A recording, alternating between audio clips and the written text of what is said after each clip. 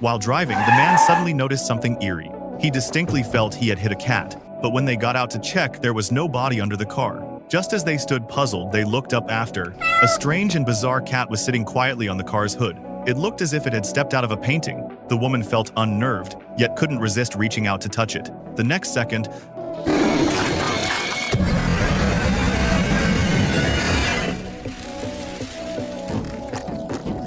the cat before them sprouted 6 spider-like legs. With tremendous strength, it dented and deformed their car in a single blow. Even more despairing, various monsters began appearing around the town.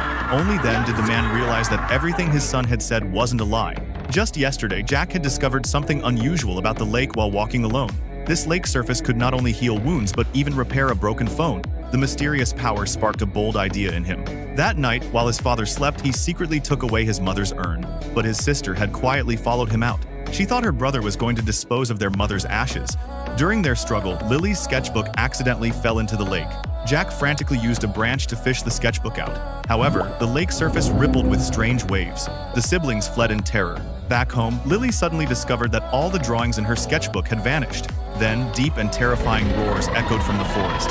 Jack's heart sank as he suddenly understood. The monsters his sister had drawn had likely been brought to life by the lake. The next day, their father John noticed the siblings acting strangely. Before they boarded the school bus, he questioned Jack about what he was hiding. Jack stammered and finally whispered to his father, ever since their mother's death, Lily's mental state had been extremely unstable.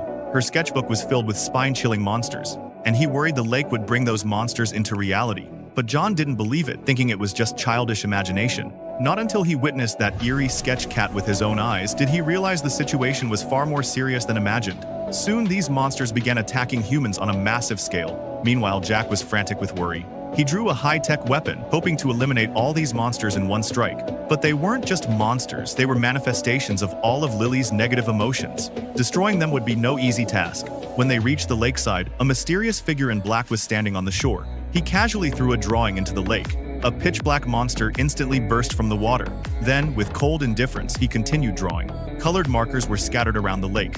Clearly, he had already created countless monsters. Jack gritted his teeth and mustered the courage to pick up the weapon he had drawn.